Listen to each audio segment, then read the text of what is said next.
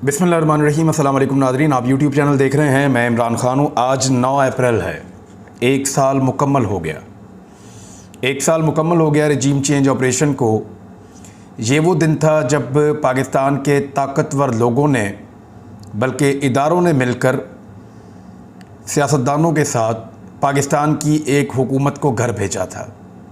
इसके बाद से लेकर अब तक 365 दिनों में पाकिस्तान में वो कुछ हुआ है जिसकी मिसाल पाकिस्तान के किसी सियासी दौर में नहीं मिलती। यानी डिक्टेटरशिप में जिस तरह की कार्रवाइयाँ होती हैं, बाद औक़ात ये उससे भी आगे निकल गए। ये 1 साल पाकिस्तान के लिए कैसा था, इसके ऊपर एक अलग से वीलॉग करेंगे, लेकिन चंद चीज़ें मैं आपको बताता हूँ। ये वो दिन था जब इमरान खान साहब को इक़्तिदार से निकाला गया था। आज की रात रजीम चेंज ऑपरेशन के ज़रिए उनकी हुकूमत ख़त्म की गई थी। कैदियों वाली गाड़ियाँ वज़ीर आज़म हाउस के बाहर पहुंचा दी गई थी।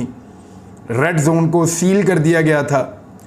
वज़ीर आज़म इमरान खान साहब थे, हुकूमत उनकी थी, वज़ीर दाखिला उनका था, सब कुछ उनके कंट्रोल में होना चाहिए था, लेकिन चीज़ें किसी और के कंट्रोल में चली गई थी। हर चीज़ को कोई और कंट्रोल कर रहा था और कंट्रोल इंतज़ामिया का हुकूमत के पास से पहले ही जा चुका था। हर तरफ कंटेनर्स लगा दिए गए थे। रेड जोन को जाने वाले रास्ते बंद कर दिए गए थे। मुल्क के निज़ाम को और जो सिविल ब्यूरोक्रेसी है उसके अहकामात को कोई और देख रहा था। रजीम चेंज ऑपरेशन वालों के हाथ के अंदर ये सारा कंट्रोल चला गया था। इससे पहले ये तमाशा भी लगा रहा था कि कभी सिंध हाउस के अंदर और कभी इस्लामाबाद के एक निजी होटल के अंदर इमरान खान साहब की पार्टी के लोटों को छुपा कर रखा जाता था और वहाँ पे सिंध की पुलिस आकर ड्यूटी देती थी। जबकि उन दिनों में जिस होटल के अंदर रखा गया था वहाँ पे एक भी कमरा अवेलेबल नहीं था, क्योंकि वो कमरे किसी ख़ास मकसद के लिए बुक किए गए थे और वो एक इदारे ने बुक किए थे। लेकिन वहाँ से 22 के करीब कमरे मिल जाते हैं पाकिस्तान तहरीक-ए-इंसाफ के लोगों को रहने के लिए, और वहाँ पे सिंध पुलिस तैनात की जाती है, उनके कमांडोज बुलाए जाते हैं। वो चीज़ें मैं पहले रिपोर्ट कर चुका हूँ 1 साल पहले। मैं उस दिन वज़ीर आज़म हाउस में मौजूद था। हमारे साथ हम टोटल 7 सहाफ़ी थे जो वहाँ गए थे। एक खातून सहाफ़ी थी हमारे साथ, फ़रीहा इदरीस साहिबा। सहाफ़ी ज़्यादातर वहाँ से चले गए थे। मैं और शहीद अरशद शरीफ, हम बहुत देर तक वहाँ एक ऑफ़िस में बैठे रहे और बैठने का एक मकसद था। कभी ज़िंदगी रही तो ये चीज़ें मैं आपको बताऊँगा कि उस दिन वहाँ पर क्या हो रहा था और गवाहों के साथ बताऊँगा। और मेरा और अरशद शरीफ साहब का एक बात के ऊपर इत्तेफाक था उस रात को कि ये लड़ाई इतनी जल्दी ख़त्म नहीं होगी। ये सारा मामला जिसको अपनी तरफ से आज समेट दिया गया है, इमरान खान साहब की हुकूमत ख़त्म कर दी गई है, ये मामला इतनी आसानी से ख़त्म नहीं होगा। ये लड़ाई बहुत लंबी चलेगी। इस मामले पे शहीद अरशद शरीफ का और मेरा एक कंसेंसस था उस रात को, और वो बात ठीक साबित हुई। और अरशद शरीफ साहब फिर उठ के वहाँ से चले गए थे। मैं वो आखिरी आदमी था जो उस रात वहाँ वज़ीर आज़म हाउस से निकला था।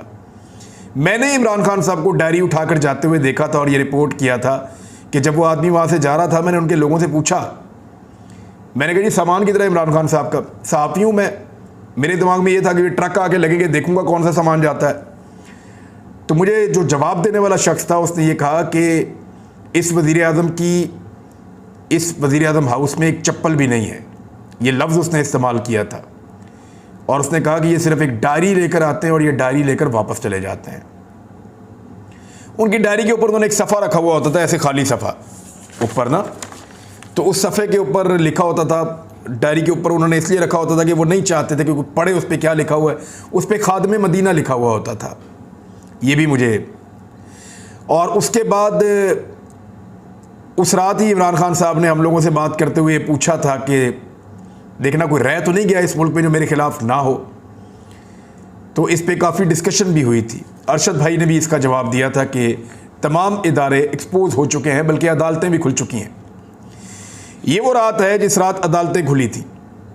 हालांकि अभी अतर मनल्ला साहब ने फरमाया है कि उस वक्त होने वाला सो मोटो नोटिस भी गलत था, आज होने वाला भी गलत है, लेकिन उस सो मोटो के ऊपर तो कभी कोई नहीं बोला और इमरान खान साहब ने फैसला कबूल भी किया था, बल्कि ज़बरदस्ती की गई थी। आपको पता है पूरा का पूरा निज़ाम किसी और जगह से ऑपरेट हो रहा था। अतर मनल्ला साहब उस रात को अदालत क्यों गए थे और किसके बताने पर गए थे और किसके कहने पर गए थे? जाकर आधी रात को अदालत क्यों खोली थी? क्योंकि हम मीडिया वालों को तो अचानक पता चला कि अदालतें खुल रही हैं, क्योंकि पाकिस्तान में ऐसा कुछ नहीं हो रहा था जिसकी मौजूदगी में अदालतें खोलना ज़रूरी होता। चीज़ें तो नॉर्मल चल रही थी, लेकिन रात को अदालतें खोली गई क्योंकि इस बात का शक पैदा हो गया था कि इमरान खान साहब कहीं आर्मी चीफ को घर ना भेज दें, और रात को अदालतें खोल दी गई। बहरहाल रोज़ाना एक नई चीज़ होती रही है इन 365 दिनों में। इंसानी हकूक़ की बदतरीन खिलाफ वर्जियाँ हुई हैं, इंसानों का जीना इस मुल्क में मुहाल कर दिया गया है, महंगाई का एक तूफ़ान है। पाकिस्तान का मीडिया सबसे ज़्यादा एक्सपोज हुआ है क्योंकि पाकिस्तान के मीडिया को 3 गुना महंगाई बढ़ने के बावजूद आज बात महंगाई पे नहीं करनी, आज बात करनी है कि इमरान खान कब नाअहल किया जाएगा, कब गिरफ्तार किया जाएगा, कब उसका पत्ता साफ किया जाएगा। पाकिस्तान का मीडिया सबसे ज़्यादा एक्सपोज हुआ है, पॉलिटिकल पार्टीज एक्सपोज हुई है। इस 1 साल ने पाकिस्तानियों को बहुत कुछ सिखाया है। डायग्नोज हो गया है कि प्रॉब्लम है क्या पाकिस्तान की। पाकिस्तानियों को यह पता चल गया है कि 70 साल से पाकिस्तान के साथ खेल कौन खेल रहा था और किसने पाकिस्तान को यहां तक पहुंचाया है। पाकिस्तान की एस्टेब्लिशमेंट का असल चेहरा पाकिस्तानियों के सामने आया है और पाकिस्तानियों को पता चला है कि सियासतदानों का तो एक रोल बदनामी वाला था ही, इसके पीछे और भी हाथ होते हैं जिन्होंने पाकिस्तान को यहां तक पहुंचाया। तो ये 1 साल इस लिहाज से बेहतर रहा कि पाकिस्तानियों को बहुत ज़्यादा अवेयरनेस मिली है। पाकिस्तानियों को पता चला है कि एक्चुअली पाकिस्तान को नकब लगती कहां से है। एक और चीज़ है हुकूमत के लिए बुरी खबर है, वो ये है कि सुप्रीम कोर्ट बार ने पार्लियामेंट की जो करारदाद है उसको गैर कानूनी और आइन के मुनाफी करार दे दिया है। ये जिन 42 लोगों ने दस्तखत कर दिए ना उसके ऊपर, ज़्यादातर मखसूस नशस्तों वाले हैं, ये बहुत बुरी तरह फंस जाएंगे। इन्हें चाहिए कि तहरीरी तौर पर माफ़ी लिख कर अदालत में जमा करवा दें। अगर इनके खिलाफ वकला अदालत में चले गए और जाकर उन्होंने कह दिया कि पार्लियामेंट के फ्लोर के ऊपर आइन की खिलाफ वर्जी की गई है, क्योंकि आइन में तरमीम तो इन्होंने की नहीं, इन्होंने अदलिया की तौहीन की है, और इसीलिए ना शहबाज शरीफ ने दस्तखत किए, ना बिलावल ने किए, ना खुर्शीद शाह ने किए, किसी भी बड़े सियासतदान ने दस्तखत नहीं किए, बड़ी बड़ी पॉलिटिकल पार्टीज़ के लोगों ने, इत्तेहादियों ने भी दस्तखत नहीं किए, काफ लीग वालों ने भी दस्तखत नहीं किए। तो दस्तखत ना करने की वजह यह है कि उन्हें पता है कि इस पर तौहीन अदालत लग जाएगी और मामला ऐसा हो जाएगा कि नाअहल होना पड़ जाएगा। तो ऐसे में जो है वो ऐसे लोगों से दस्तखत करवा दिए गए जिनको मखसूस नशिस्तों पर रखा जाता है या अननोन किस्म के लोग हैं जो चीज़ों को ज़्यादा जानते नहीं हैं। बहरहाल जिन लोगों ने दस्तखत किए हैं उनके लिए प्रॉब्लम खड़ी हो रही है, क्योंकि सुप्रीम कोर्ट बार एसोसिएशन के सदर और सेक्रेटरी की जानिब से एक बयान जारी किया गया है कि कानून की हुक्मरानी और आइन की बालादस्ती के लिए चीफ जस्टिस ऑफ पाकिस्तान की सरबराही में सुप्रीम कोर्ट के साथ खड़े। सुप्रीम कोर्ट के फैसले के खिलाफ मंजूर की गई सरी गैर कानूनी करारदाद को पाकिस्तान के आइन और अदलिया की आज़ादी के मुनाफी करार देते हैं। बदकिस्मती की बात है कि कौमी असम्बली जो कि आइन के मुताबिक काम करने की पाबंद है, उसने आइन के आर्टिकल 68 की खुल्ला खिलाफ वर्जी की है।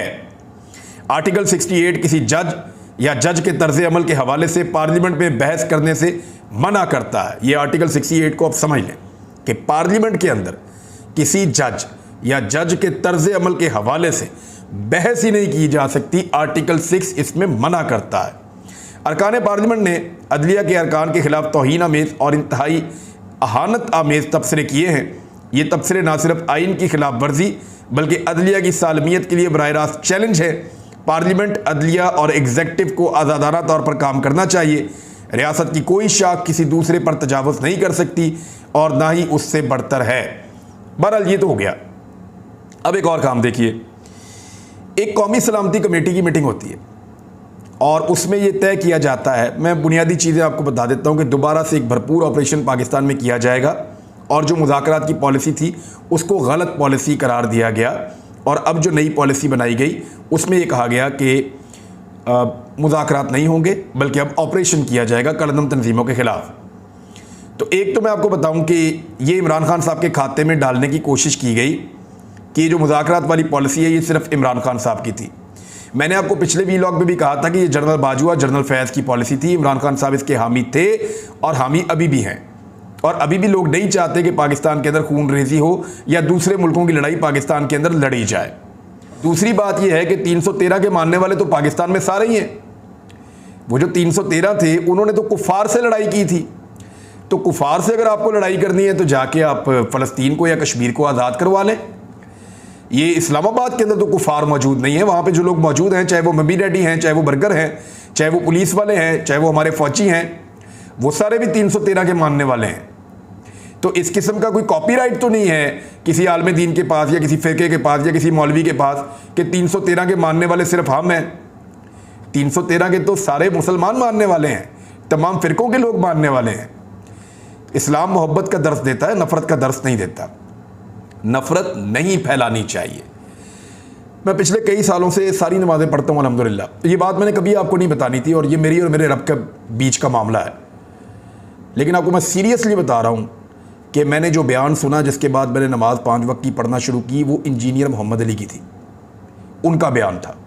मैं बाकी उलमा को सुनता हूँ, उनसे मैंने बहुत कुछ सीखा है, बहुत सारी चीज़ें सीखी हैं, मैं उनके ऊपर कुछ पे अमल करता हूँ, कुछ पे नहीं कर पाता। लेकिन सीरियसली मैं आपको बता रहा हूँ कि कई सालों से जब मैंने नमाज़ बाकायदा पढ़ना शुरू की और मैं नमाज के अंदर अब छुट्टी नहीं करता, तो वो इंजीनियर साहब का एक बयान मैंने सुना था, उसके बाद मुझे अल्लाह ताला ने ये तौफीक दी है। अब तक के लिए इतना ही। अपना ख्याल रखिएगा, अपने इस चैनल का भी। अल्लाह हाफ़िज़।